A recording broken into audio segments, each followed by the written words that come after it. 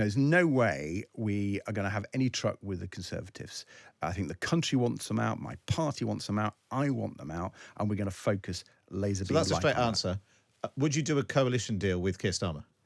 Listen, I'm going to keep coming back to this. When I knock on doors, when I talk to people, not about the doors. But they don't talk about that, Matt. No, but I'm talking about that. So just answer my question: would you do a coalition deal with Keir Starmer? But Matt, love you though I do. You're very much. Said no. You've just answered. You said no to a coalition deal with the Tories. Why won't you say yes to one with Labour? Because this is very much a Westminster bubble question, and when you That's go, fine. when you and I are both in the Westminster bubble, so let's just answer it. Not about what the Lib Dems and the Tories need to do in the run-up to the next election. Ready to talk about Labour and the Tories, what they need to do in the run-up to the next election. But what about the Lib Dems? Should they adopt a policy of equidistance as Nick Clegg did in 2010, or emulate Paddy Ashdown, who abandoned the pretence of indifference and sided with Labour ahead of the 97 election? Who better to ask than the current Lib Dem leader? So Davey joins me in the studio. Morning, Ed. Good morning, Matt. So clowns to the left of you, jokes to the right. Is that how you feel in politics? Well, it reminds me of the sort of thing that Paddy used to say all the time. I worked with Paddy for quite a long time. I was his economic advisor in the run-up to 92, and then one of his candidates in 97 campaign. And he had a great turn of phrase. He was such a thoughtful man, principled man, and I'll be really clear, he was my political hero. I sometimes describe myself as an Ashdown liberal, which I think is the sort of liberal who is slightly anti-establishment, wants reform, and wants to make the country a fairer, more caring, greener place. So what did he used to say then about being stuck in the middle between the clowns and the jokers? He used to be really clear we needed our Liberal Democrat policies that really sang to the voters' concerns. And so, in the run-up to 97 election, for example, we were doing a lot of work thinking about what was the biggest issue facing many of the voters. And back then, sorry to go down the history track, but education was really under the cosh. I mean, it still is now, right? But then we had massive class sizes. We had people who didn't have enough books. There was no nursery education. It was really in a really parlous state. And we basically broke the zeitgeist, because the zeitgeist back then was you couldn't put up taxes, and we developed the policy of a penny on income tax for education. We'd done that actually before the 92 election, only just before. It had quite worked well, but we really decided this was the right thing to go on in the 97 election. Lots of other things, of course. But having a single message really helps if you're the third party. Well, it really did. And, we didn't just have a single message, by the way. We had quite a few. But there's no doubt that really caught the mood. Yeah. And Paddy delivered it brilliantly. And it spoke to who we were. Yeah. We believed in giving every child, every young person the greatest opportunity in life, and doing that through education and skills. But the key exam question then of this conversation is: are you now equidistant between the Conservatives and Labour? Well, in many ways, I'm surprised you asked that question, Matt, because when I became leader of the Liberal Democrats, I said my task was to get rid of Conservative MPs and to get this Conservative government out of office. I couldn't have been clearer than that. I've repeated it on a number of occasions. You're an heir to Paddy Ashdown as well as a mentee of him. Yeah, Paddy went through a journey. If you go back, and I think that's why the child speech is so important. Yeah. I'm glad you're writing it in your book. It is a chapter in your book. Yeah, very good. The child speech, I remember it well. It was a big moment because in the 92 election, he had been equidistant.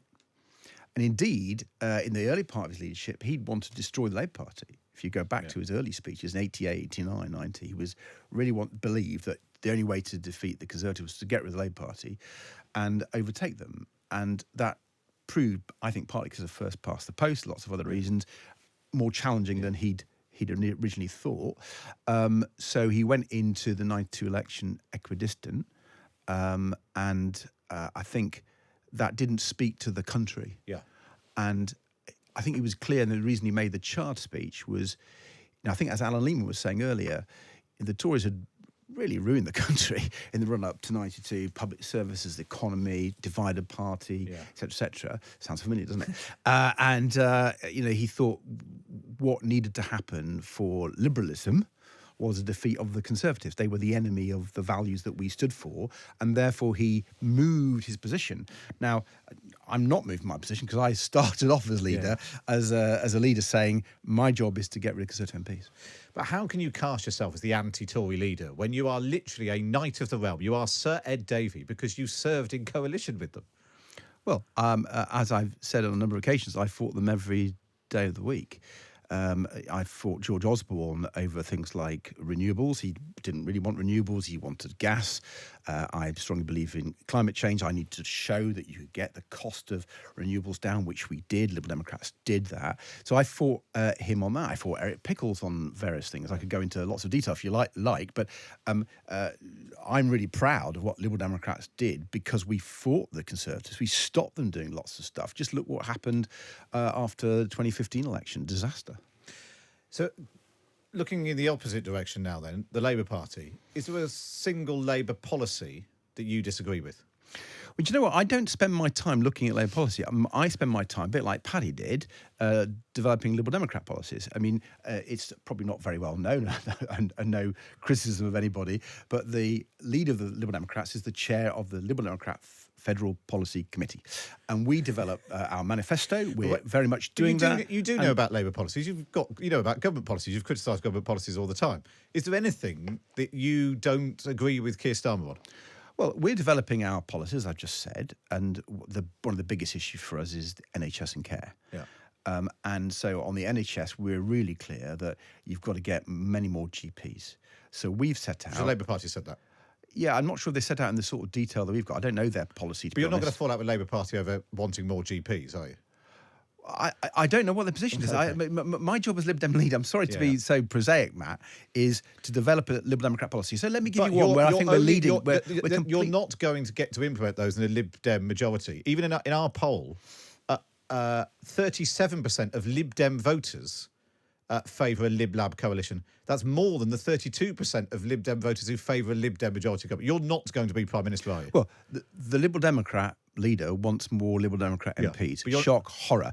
And he wants to develop Liberal Democrat policies. And I can show you a whole set of policies where we're different from the Labour Party. You know what's really funny during my... Well, which one then? Show me a policy which is different to the Labour Party. Well, for example, my policy on carers. Yeah.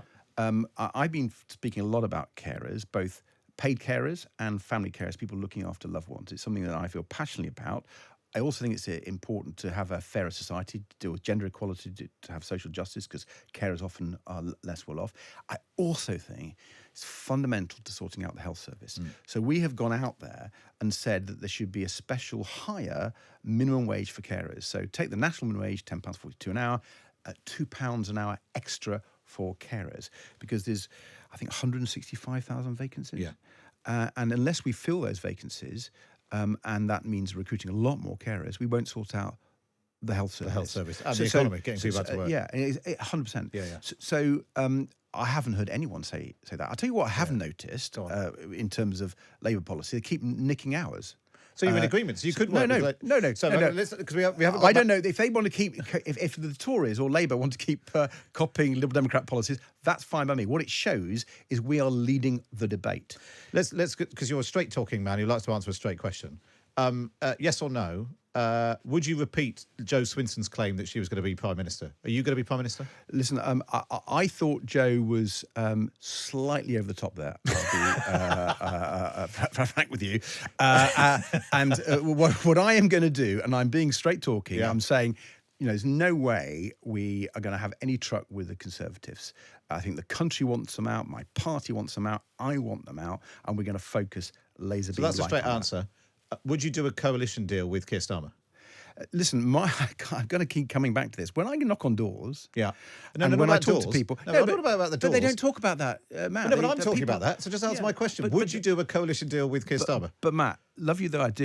You're very much. Said no. You've just answered. You said no to a coalition deal with the Tories. Why won't you say yes to one with Labour? Because this is very much a Westminster bubble question, and when you that's go, fine. when you and I are both in the Westminster bubble, so let's just answer it. Would you do a coalition deal with Keir Starmer? But my job is to answer with the question. My job is to make sure that voters understand who the Liberal Democrats are. But you've said no to a deal with the Tories. Why won't you just say yes? under the right conditions, I would do a coalition deal with Labour. Well, you started this programme all about equidistance and Paddy Ashdown. Which you've abandoned equidistance. You've now thrown your lot in with Labour. Sure. Would you do a coalition deal with the Labour Party? I take a lot of my instruction from Paddy. Right. I've told you he was my political hero. Yeah. And I remember working with him very closely up to the 1997 election. And what he didn't do, and I agree with that, he didn't focus on after the election. Yeah. He focused on the Liberal Democrat message before the election because he didn't take voters for granted. And he focused on lots of things. I talked about the penny on income tax for education because that is what voters need to know. What are you going to do for their children, their young people? And that is what I'm going to do, Matt. I'm not going to be distracted from it by any question from the Westminster bubble. I am going to talk to voters. I'm going to respond to their questions and their concerns. That is what a proper leader of a political party should do. Final question. This is what people really want to know. Who comes up with your blue wall stunts, whether it's knocking them down with orange hammers or tractors? We have a fantastic team. There's quite a few actually. But that's all they work on, is just your blue wall stunts. No. Well, dedicated elite squad of stunt merchants. Well, I just think they're very creative, and also, isn't it good to have a bit of humour in politics? Yeah. And I think if you can make a serious message, and the message is only the Liberal Democrats can beat the Conservatives in large parts of England. They will only get rid of the Conservatives if Liberal Democrats are successful and beat lots of Conservative MPs. We've made that message, whether it was me with an orange mallet or driving a tractor. Yeah. I like the way that this amazing team we've got, and it is a fantastic team. And I mentioned someone from Paddy's era, Ollie Grender. She's director of our comms, and she's using that experience and creativity to make the message. Last week before you had the big clock, time's up for Rishi Sunak. Is it time for Keir Starmer?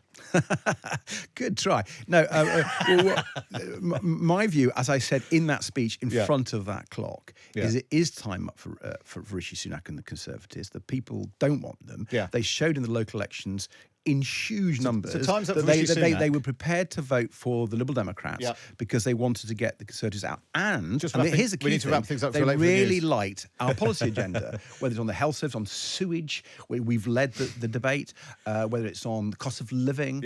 And I'm going to stick to those core We need to release you from the so time's up for Rishi Sunak. You're not going to be Prime Minister, so who is? Well, Matt, you've got this summary, which is always very interesting. That's what you've said. I'm going to release you. I shall release you from the Westminster bubble so you can go back to knock on some doors. Okay, thank you. Come up with your next stuff. Lovely to come out. Next time, any ideas, we're always listening to you. I will come up with some. Ed Davey, thanks so you. much for joining us. So Ed Davey there, joining us to take a look through what's going to be a fascinating run up to the next general election. You'll be able to listen back to that on the Red Box podcast a bit later.